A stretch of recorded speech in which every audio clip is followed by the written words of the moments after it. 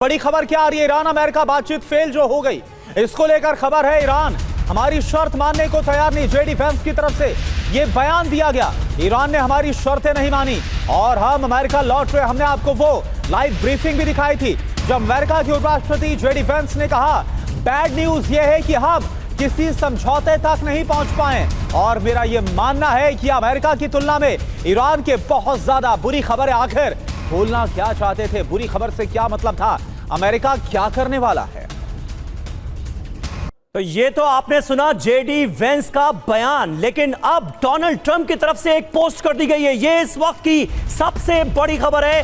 Donald Trump कह रहे हैं कि अगर ईरान नहीं झुका तो हमारे पास, अमेरिका के पास और भी विकल्प मौजूद हैं। नौसैनिक नाकेबंदी का वो जिक्र कर रहे हैं। ईरान नहीं झुका तो मेरे पास और भी विकल्प मौजूद है। नौसैनिक नाकाबंदी एकमात्र हथियार बचा है अमेरिका के पास। ये बयान डोनाल्ड ट्रंप का पहला बयान, क्योंकि जब ये 21 घंटे की पूरी कवायद इस्लामाबाद में चल रही थी उस वक्त अमेरिकी डेलीगेशन पल पल की खबर, पल पल की अपडेट डोनाल्ड ट्रंप को दे रहा था। और अब इस वार्ता के विफल होने के बाद पहला पोस्ट राष्ट्रपति डोनाल्ड ट्रंप की तरफ से, ईरान नहीं झुका तो मेरे पास और भी विकल्प मौजूद हैं। नौसैनिक नाकाबंदी एकमात्र हथियार बचा है अमेरिका के पास, ये उन्होंने कह दिया है। हमारे साथ तमाम खास मेहमान मौजूद हैं, लेकिन पूर्णिमा नाथ जी का मैं पहले रुख करूंगा जो अमेरिका से हमारे साथ मौजूद हैं। पूर्णिमा जी, फिर इस कवायद का मतलब क्या रह गया? मतलब आपने वही शर्तें दोहराई हैं इस्लामाबाद आकर भी, जिसका जिक्र आप पहले दिन से कर रहे थे और ईरान की तरफ से उन शर्तों को पहले दिन से ही नकारा जा रहा था। अब डोनाल्ड ट्रंप कह रहे हैं कि और भी विकल्प मौजूद हैं। फिर ये जो 21 घंटे की पूरी कवायद, ये जो दिखावा किया गया, इसके मतलब, इसके मायने क्या रह गए? Thank you so much for having me. नमस्ते, जय हिंद। समीर, बहुत अच्छा क्वेश्चन है। मैं पहले से ही बोल रही हूँ कि ये एक प्रिटेंड टॉक है, it is not serious. America is not serious for any kind of negotiation. अगर सीरियसनेस होता तो पहले 2 स्ट्राइक्स नहीं होते, बॉम्बिंग नहीं होता। अब जो हो रहा है, this is buying time. And secondly, उन्होंने आपको याद है कुछ दिन पहले उन्होंने स्पेसिफिकली बताया था कि he is actually the whole civilization is going to die tonight. This is a quote end quote, and this is a genocidal call by our president and Trump of the superpower। आप जो super power कहते हो वो desperate एक madman जैसा behave कर रहे हैं, अनहिंज्ड एक बयान के ऊपर बयान आ रहे। ये छोड़िए, अभी ये उन्होंने बोला है कि doesn't matter, regardless we have won, doesn't matter deal हुआ या नहीं हुआ, we have won, America has won. इनका ऑडासिटी, इनकी एरोगेंस, इनकी ईगो, इनकी narcissism actually tells you this is colonialism again 101। और पूर्णिमा जी, ईरान झुका नहीं तो मेरे पास और विकल्प मौजूद हैं, ये डोनाल्ड ट्रंप ने अभी ताजा पोस्ट की है। और तो और ऑपरेशन वेनेजुएला में जिस तरह से अंजाम दिया गया था, ऑपरेशन मादुरो का भी उन्होंने जिक्र कर दिया है पोस्ट में। क्या मतलब है इसका? मुझे तो डर लग रहा है कि he is such a madman at this point of time. Nuke ना कर दे, हिरोशिमा नागासाकी फिर से ना हो जाए। कुछ मैं एक इंटरव्यू देख रही थी, फॉक्स 6 से हो रहा था। This is actually 2023 interview of MBS and Fox 6 Bret Baier का एक इंटरव्यू है, आप देख लीजिए। उसमें MBS ने स्पेसिफिकली बताया कि अगर ईरान ने न्यूक्लियर वेपन लिया तो उनको भी लेना है। मेरा एक क्वेश्चन है MBS से, आई रिस्पेक्ट हिम, जो चेंजेस ला रहे हैं सऊदी अरेबिया में, थोड़ा सा इंक्लूसिविटी ला रहे हैं वुमेन की, which is very appreciative actually. But I have a question for MBS। He hasn't questioned America और Israel, his neighbour, for having nuclear weapon. The question is only on Iran. Why? So ये it's not पूर्णिमा जी, यहाँ पर जो MBS का जिक्र कर रही है, मोहम्मद बिन सलमान का ये जिक्र हो रहा है, सऊदी अरब के क्राउन प्रिंस। जी जी बिल्कुल। 2023 इंटरव्यू है, फॉक्स न्यूज का इंटरव्यू है, आप सुन लीजिएगा। उसमें स्पेसिफिकली किया। तो मेरा क्वेश्चन ये है कि उनको क्यों प्रॉब्लम नहीं है, अमेरिका के पास न्यूक्लियर वेपन है। अगर nuclear weapon is immoral weapon and it is used by America once against one country. Literally 250,000 people were wiped out from the world and 1 million से ऊपर लोगों को अभी भी कैंसरस सिचुएशन में वो अभी भी जूझ रहे। मेरा क्वेश्चन ये है, अगर अमेरिका को क्वेश्चन नहीं करा गया है, इजराइल के पास न्यूक्लियर वेपन। बिल्कुल पूर्णिमा नाजी, आपने सही कहा, क्योंकि ये भी पता है पूरी दुनिया को कि पहली और आखिरी बार ये जो त्रासदी जो पूरी मानवता पर आई थी, सबसे बड़ी और परमाणु हथियार का इस्तेमाल, वो अमेरिका ने किया था। और आपको डर इस बात का है कि डोनाल्ड ट्रंप इस बार किसी भी हद तक जा सकते हैं। एक और बड़ी खबर, वार्ता फेल होने पर अमेरिका की बहुत बड़ी तैयारी, मिडिल ईस्ट के लिए निकले हैं यूएस सैन्य विमान। यूएस सैन्य विमान मिडिल ईस्ट के लिए रवाना हो रहे हैं। तो आप देखिए, ये जो तैयारी है वो कोई आज की नहीं है। अगर ऐसा लग रहा हो आपको कि वार्ता फेल हो गई और उसके बाद ऐसा हो रहा है, दरअसल अमेरिका ये तैयारी करके बैठा था, क्योंकि अमेरिका को भी खुद ये पता था, जेडी वेंस जब खुद लीड करके पहुंच रहे थे, उनको ये पता था कि जैसी शर्तें अमेरिका रख रहा है वो शायद ही ईरान माने।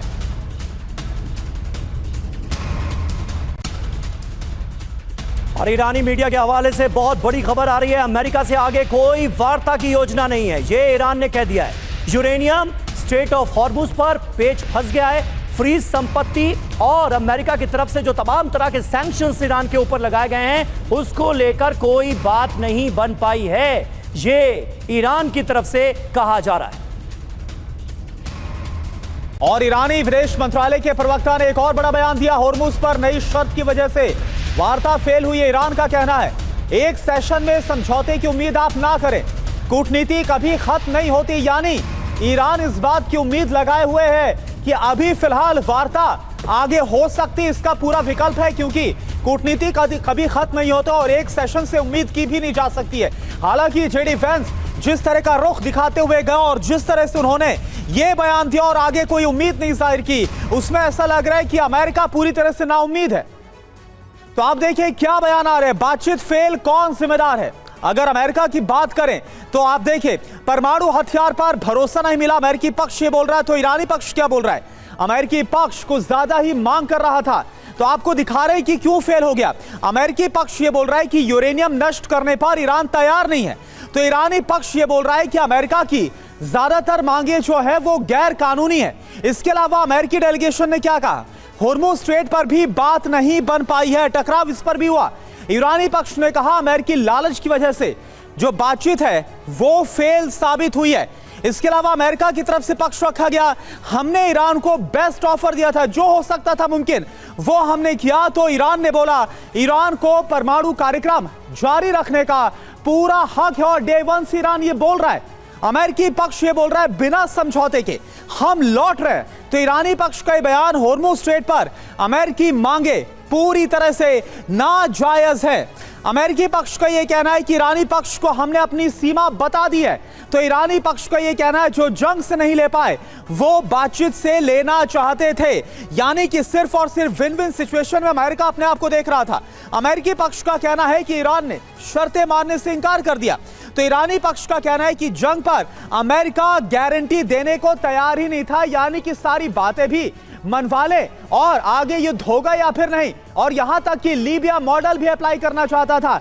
मनीष, ये तो ईरान को भी इतिहास पता था कि गद्दाफी के साथ हुआ, यानी कि अमेरिका ये अगर चाहता था कि हर तरीके से जीत उसकी हो और जो ईरान ने बोला जो युद्ध में हासिल नहीं हुआ वो बातचीत के बाद हासिल हो जाए, और उसके बाद जो ईरान जिसे सबसे बड़ा दुश्मन मानते हैं, ईरान को इसी बात का डर था कि फिर आगे उसका भी वही हाल होगा जो गद्दाफी के साथ हुआ, लीबिया के साथ हुआ।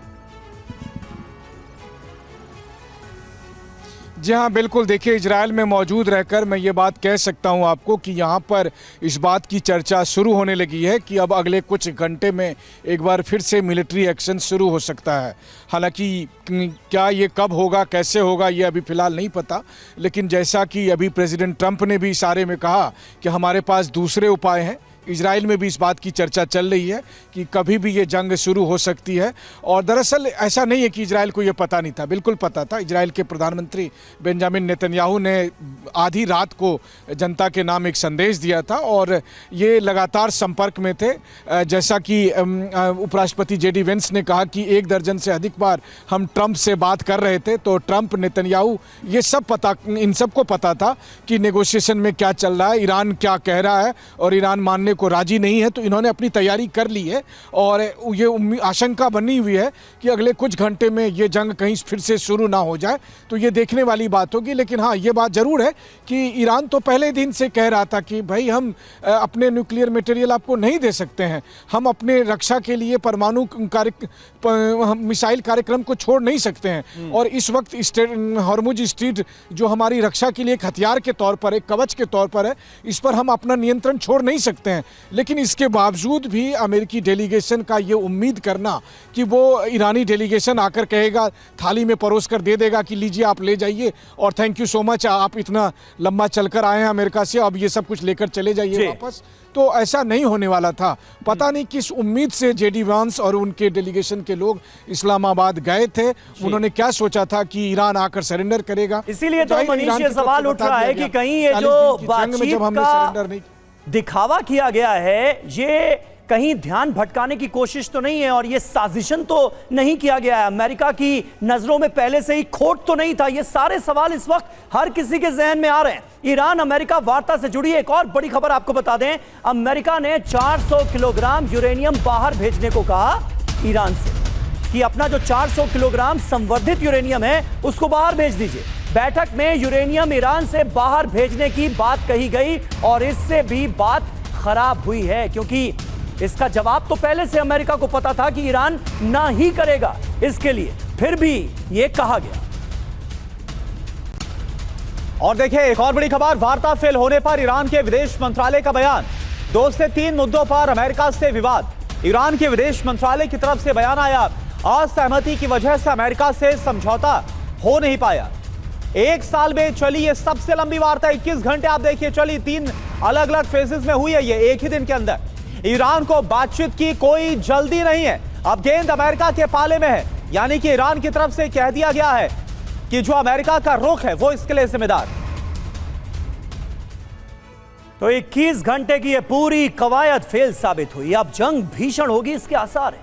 किन मुद्दों पर अमेरिका ईरान के बीच बातचीत हुई? पहला मुद्दा परमाणु कार्यक्रम का मुद्दा, दूसरा मुद्दा हॉर्मुज स्ट्रेट पर नियंत्रण जो किसी भी हाल में छोड़ने के लिए ईरान तैयार नहीं है, तीसरा मुद्दा अरब में पूरी तरह से सीज फायर, चौथा मुद्दा जंग से नुकसान का मुआवजा दिया जाए, यह ईरान की डिमांड रही, पांचवा मुद्दा ईरान से प्रतिबंध हटाए जाएं, अमेरिका की तरफ से जो सैंक्शंस लगाए गए ईरान के ऊपर उन्हें हटा लिया जाए। किन मुद्दों पर बातचीत फेल हुई? पहला मुद्दा परमाणु कार्यक्रम का, क्योंकि इसे बंद करने के लिए कहा जा रहा था और संवर्धित यूरेनियम जो है वो बाहर भेजने की बात थी, इस पर ईरान राजी नहीं था। अमेरिकी पक्ष और ईरानी पक्ष क्या रहा हम आपको बता रहे हैं। ईरान परमाणु बम ना बनाए, ईरान की तरफ से कहा गया कि परमाणु बम तो नहीं बना रहे लेकिन परमाणु कार्यक्रम हम जारी रखेंगे, ये कहा गया।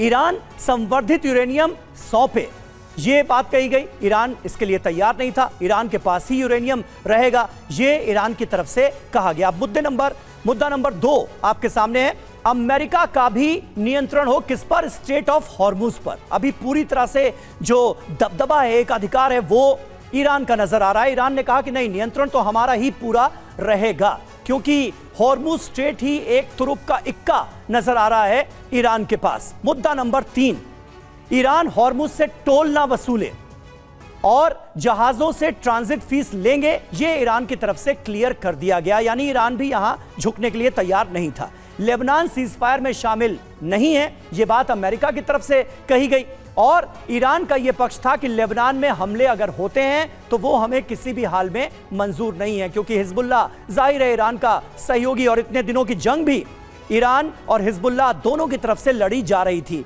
मेजर जनरल एसवीपी सिंह हमारे साथ मौजूद हैं।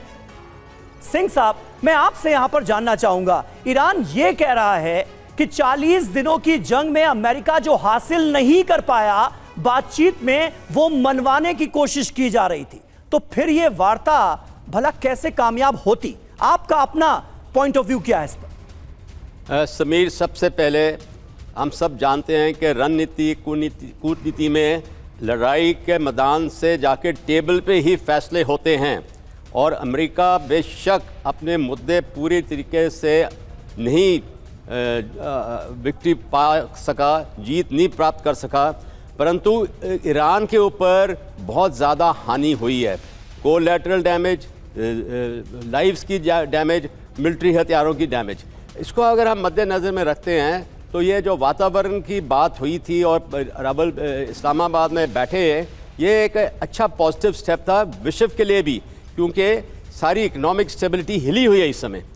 परंतु ये नहीं कामयाब हुआ क्योंकि दोनों साइड अपने पॉइंट्स के ऊपर अड़े रहे हैं। और सबसे इसके अंदर जो डीपली हम जाएं तो ये सॉवरेनिटी के ऊपर आता है, आज़ादी।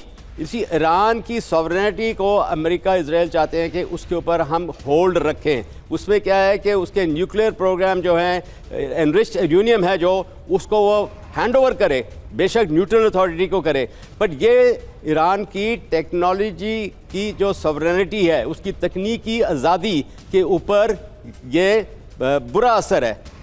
और इसके ऊपर देखें, जब हम सॉवरेनिटी की बात करते हैं तो आपने शुरू में एक जिक्र किया था लिबिया मॉडल। लिबिया मॉडल क्या था कि 2003 में लिबिया ने अपने न्यूक्लियर हथियार बनाने सारा प्रोग्राम बंद कर दिया।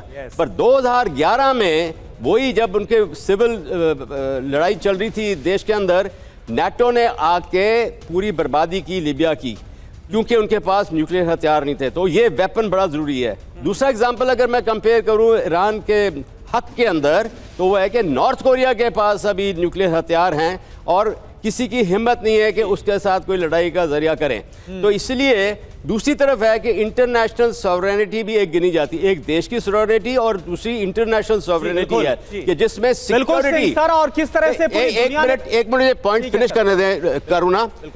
एक है इंटरनेशनल सॉवरेनिटी, जो कि है कि सिक्योरिटी सिस्टम ईरान दुनिया में जो टेररिज्म उन्होंने स्प्रेड की है और जो एक्सिस ऑफ रेजिस्टेंस बनाया मिडिल ईस्ट में, वो इंटरनेशनल सॉवरेनिटी और सिक्योरिटी के ऊपर एक बहुत बड़ा खतरा है। तो ये चीज़ों को बैलेंस करना है किसी तरीके से। ईरान को भी स्टेप डाउन नीचे आना पड़ेगा इन चीज़ों के लिए। बिल्कुल। और तब हमें यह भी बात करनी होगी कि अमेरिका ने मिडिल ईस्ट में क्या किया, अमेरिका ने इराक के साथ क्या किया, अमेरिका ने लीबिया के साथ क्या किया, हाल ही में वेनेजुएला के साथ क्या किया। आज जो ये स्थितियां हैं उसके लिए अमेरिका किस कदर जिम्मेदार है। फिर तो ये बहस जो है ये बहुत लंबी हो जाएगी। बिल्कुल समीर, और पूरी दुनिया को चाहे वो लीबिया हो, किस तरह से झूठ बताया गया, जैसा भी सिंह सर ने बोला है कि न्यूक्लियर हथियार, और यही जो हाल है वो ईरान में भी देखने को मिल रहा है। एक और बड़ी खबर, वार्ता के दौरान मैच देख रहे थे ट्रंप, मियामी में रूबियो के साथ मैच देख रहे थे। आप देखिए सीरियसनेस, स्पोर्ट्स एरिना में यूएफसी फाइटिंग देख रहे थे। तो आप देखिए बड़ी विरोधाभासी खबरें आ रही हैं, ताज्जुब होता है इन तस्वीरों के साथ। अभी तो यह कहा जा रहा था कि पल पल की अपडेट ले रहे थे, और अब देखिए मैच एंजॉय किया जा रहा था। आप समझिए कि अमेरिका के राष्ट्रपति डोनाल्ड ट्रंप एक डेलीगेशन भेज रहे हैं जेडी वेंस के नेतृत्व में बातचीत के लिए ईरान के साथ, और वो कर क्या रहे, ये सीरियसनेस आप जरा इन तस्वीरों से देखिए। देखने भी पहुंचे फाइटिंग। चलिए आगे बढ़ते हैं। तेहरान से आए 3 विमान, जी हां, पाकिस्तान के एयरबेस पर उतरे हैं। 3 विमान रावलपिंडी के नूर खान एयरबेस पर उतरे। ये थोड़ी देर पहले की खबर है, और ये खबर महत्वपूर्ण इसलिए हो गई थी क्योंकि उस वक्त ये खबरें सामने आ रही थी कि जो ईरान का डेलीगेशन पाकिस्तान में पहुंचा है उसने अपनी सुरक्षा को लेकर चिंता जाहिर की है, और रावलपिंडी के नूर खान एयरबेस पर लैंडिंग होती है तेहरान से आए विमानों की। तो वार्ता फेल होनी थी, पहले से पूरी जो स्क्रिप्ट है वो तैयार थी। अब वजह क्या है आप जानिए। पहली वजह, ट्रंप ने पहले ही धमकी दी थी कि ईरान को शर्तें माननी ही होगी। दूसरी वजह, ईरान ने बातचीत शुरू करने के लिए ही 2 शर्तें रख दी कि लेबनान में सीजफायर हो और ईरानी संपत्ति डीफ्रीज हो जाए। इसके अलावा और क्या जानकारी सामने आई। तीसरी वजह, वार्ता में शामिल स्टीव विटकॉफ, इसके साथ साथ जैरेड कुशनर कि अगर बात करें तो इनको लेकर ईरान को बिल्कुल भी भरोसा नहीं था। चौथी वजह क्या, वार्ता से पहले संपत्ति डीफ्रीज होने को लेकर भी जो दोनों पक्ष हैं वो एक पेज पर नहीं थे। अगली वजह क्या सामने आ रही है। 7वीं वजह आप देखिए वार्ता। 5वीं वजह, वार्ता के बीच में ही अमेरिकी डिस्ट्रॉयर होर्मुज स्ट्रेट पहुंच गए थे और हमने देखा जो वॉरशिप है उनको तैनात अमेरिका की तरफ से कर दिया गया। 6ठी वजह आप देखिए 21 घंटे की बातचीत के दौरान लेबनान पर इजरायली हमले जारी रहे। और 7वीं वजह क्या है, वार्ता के बीच ईरानी जहाज से IRGC अफसर इस्लामाबाद पहुंच गए थे। और देखिए इमरान अली रियाज साहब जो कराची से हमारे साथ पत्रकार है, पाकिस्तान से जुड़े हुए हैं। इमरान अली रियाज साहब, तो फिर यह ड्रामा क्यों रचा गया, और वो भी पाकिस्तान के इस्लामाबाद को ही क्यों वेन्यू चुना गया, जब सब कुछ पहले से तय था। ये तो पूरी दुनिया को पता था, जो शर्तें ईरान ने रखी है, जिस तरह की बातें अमेरिका मनवाने जा रहा है, वो होने वाला नहीं है। तो ये सब कुछ क्या था? शुक्रिया जी, ये कोई ड्रामा नहीं रचाया गया। पाकिस्तान ने आलमी अमन के लिए, दुनिया के लिए, लाखों करोड़ों लोगों के लिए एक बहुत ही पुरखलूस एफर्ट की।